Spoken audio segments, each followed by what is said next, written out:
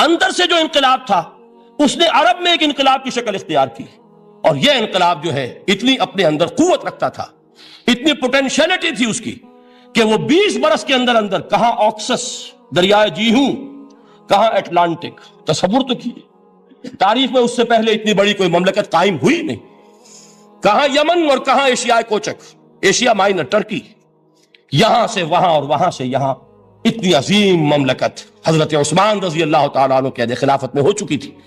یہ بات اگر یہ چلتا معاملہ آگے تو کوئی قوت اب نہیں رہی تھی، سلطنت روما ختم ہو چکی تھی، سلطنت کسریٰ ختم ہو چکی تھی، پرختے اڑ گئے تھے، اب کون سی طاقت رہ گئی تھی جو سیلاب کا راستہ روکتی؟ یہ وہ یہودی سازش ہے جس نے اندر سے سیبوٹاج کیا۔ بہرحال یہ ہے انقلاب محمدی کا طریقہ، اندر سے تبدیلی۔ اسی کو علامہ اقبال نے کہا ہے، تیرے ضمیر پہ جب تک نہ ہو نزول کتاب، گرہ کشا ہے نہ راضی نہ صاحب کشاف۔ یہ قرآن اب بھی تم ایسے محسوس کرو کہ جیسے تمہارے دل پر نازل ہو رہا ہے۔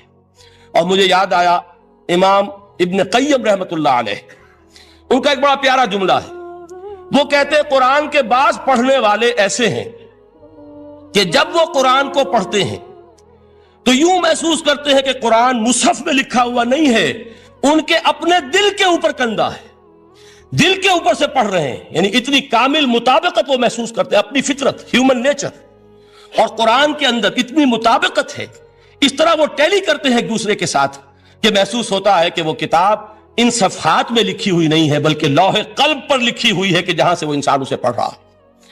تو پہلی بات تو قرآن مجید کی اس آیت کے حوالے سے اس پہلو سے ہمارے سامنے آئی کہ جو تاثیر ہے ذات ربانی کی تجلی کی، وہی تاثیر ہے اس قرآن مجید کی، بشرطے کہ ہمارے دل جو ہیں وہ کچھ اپنے اندر اس استعداد اور صلاحیت کو پیدا کر لیں۔ دوسرا مقام ہے سورہ یونس کا۔ اب کسی کلام کی عظمت کا دوسرا پہلو ہو سکتا ہے اس کی افادیت کے اعتبار سے، اس سے فائدہ کیا ہوگا نوع انسانی کے لیے۔ دیکھیے 2 آیات، یہ عظیم خزانے ہیں عظمت قرآن کے۔ سورہ یونس میں یا ایھا الناس، اے لوگو، قد جاءتکم موعظۃ من ربکم وشفاء لما فی الصدور وہدی ورحمۃ للمؤمنین۔ 4 الفاظ نوٹ کر لیجئے۔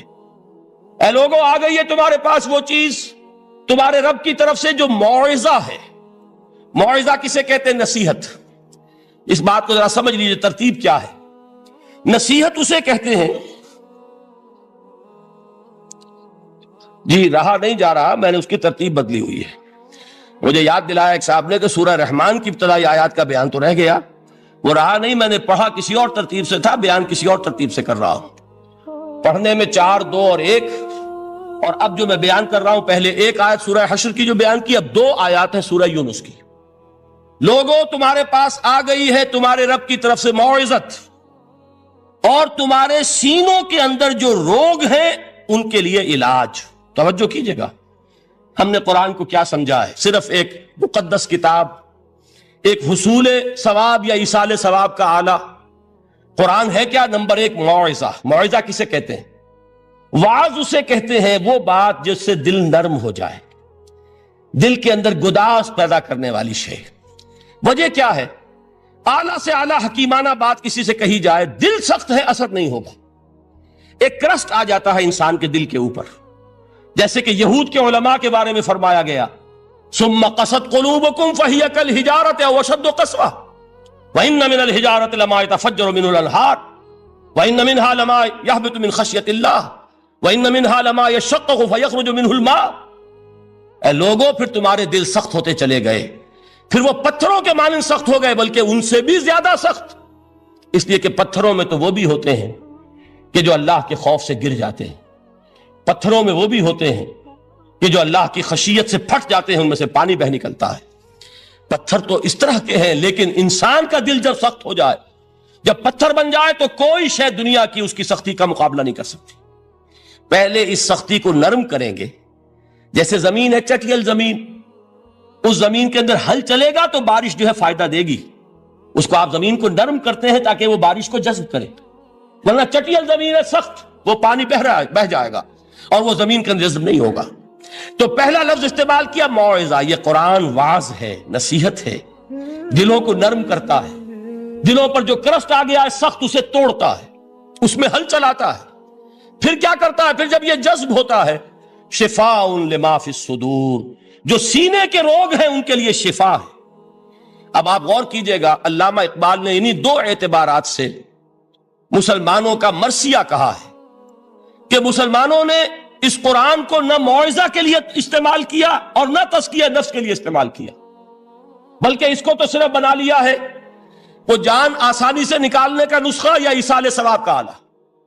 چنانچہ کہتے ہیں واعظ کے لیے واعظ دستاں زنو افسانہ بند، واعظ جو ہے ہمارے داستانے کہتے ہیں، افسانے کہتے ہیں، قصے کہتے ہیں، لطیفے کہتے ہیں، معنی او پست و حرف او بلند، اس کے بیان میں معنی تو ہوتے ہیں بہت ہی گھٹیا، نیچے کے پست، الفاظ کا شکو ہوتا ہے، الفاظ بہت اونچے ہوتے ہیں۔ از خطیب و دیلمی گفتارے او با ضعیف و شاذ و مرسل کارے او، سارا باز و نصیحت جو ہو رہا ہے وہ ضعیف حدیثوں کے ذریعے سے، ضعیف روایات بخاری کی ہو، مسلم کی ہو، ترمذی کی ہو، ابن ماجہ کی ہو۔ کہاں خطیب بغدادی اور دیلمی، وہ کتابیں کہ جن کی کوئی سند نہیں ہے، وہاں کی روایات کے ذریعے سے لوگوں کو تذکیر کرنے کی کوشش کر رہے ہیں۔ با ضعیف و شاذ و مرسل کارے او، ضعیف روایات، شاذ روایات، مرسل روایات جن کا سلسلہ روایت محمد الرسول اللہ تک متصل نہیں ہے، اس کے ذریعے سے کر رہے ہیں، حالانکہ موعظہ، سب سے بڑا موعظہ یہ قرآن تھا۔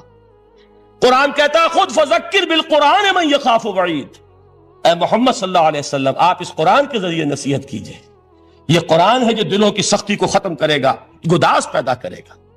دوسری طرف علامہ اقبال کیا کہتے ہیں کہ جہاں تک ہمارے ہاں جو بھی تصوف کے معروف حلقے ہیں، صوفیاء حق کی بات نہیں کہہ رہا، وہاں قوالی ہو رہی ہوگی تو حال آ جائے گا۔ صوفی پشمینہ پوش حال مست، از شراب نغمہ قوال مست، قوال سے جو کچھ مل رہا ہے، حال آ رہا ہے، مستی آ رہی ہے، کیف اور سرور حاصل ہو گیا ہے۔ صوفی پشمینہ پوش حال مست، از شراب نغمہ قوال مست، لیکن یہ کہ اس کی محفل میں در نمی سازت بقرآن محفلش، اس کی محفل میں قرآن کا کہیں گزر نہیں ہے۔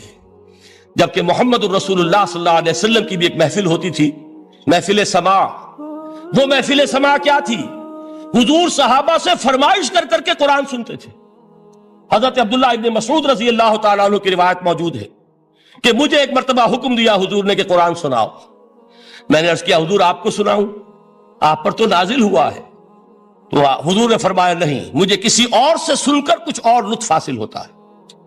اب امتثال امر میں حضرت عبداللہ ابن مسعود رضی اللہ تعالیٰ عنہ نے سورہ نساء پڑھنی شروع کی۔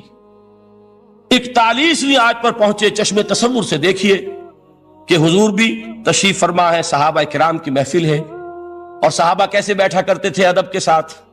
ایک روایت میں الفاظ آئے ایسے بیٹھتے تھے ساکت و صامت ہو کر، بالکل خاموش، سکون، ساکن اور ساکت اور صامت، کہ جیسے ان کے سروں پر پرندے بیٹھے ہیں کہ ذرا جنبش کریں گے تو پرندہ اڑ جائے گا، اس ادب کے ساتھ۔ تو وہ محفل جو ہے حضور صلی اللہ علیہ وسلم کی، اور ایک صحابی حضرت عبداللہ ابن مسعود گردن نیچی کیے ہوئے ہیں اور قرآن پڑھتے چلے جا رہے ہیں۔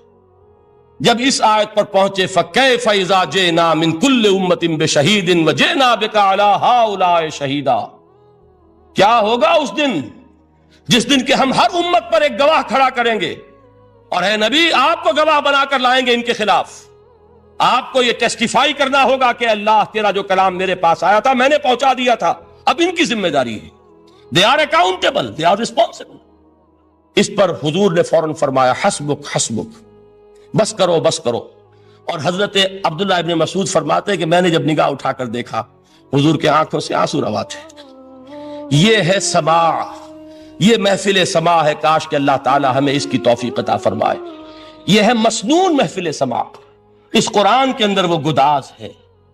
آیا کہ نہیں 7ویں پارے کے بالکل آغاز میں وَإِذَا سَمِعُوا مَا أُنزِلَ إِلَى الرَّسُولِ تَرَىٰ أَعْيُنَهُمْ تَفِيضُ مِنَ الدَّمْعِ مِمَّا عَرَفُوا مِنَ الْحَقِّ يَقُولُونَ رَبَّنَا آمَنَّا فَاكْتُبْنَا مَعَ الشَّاهِدِينَ۔ تو یہ ہے دوسری چیز کہ در حقیقت تزکیہ نفس کا ذریعہ یہ قرآن ہے۔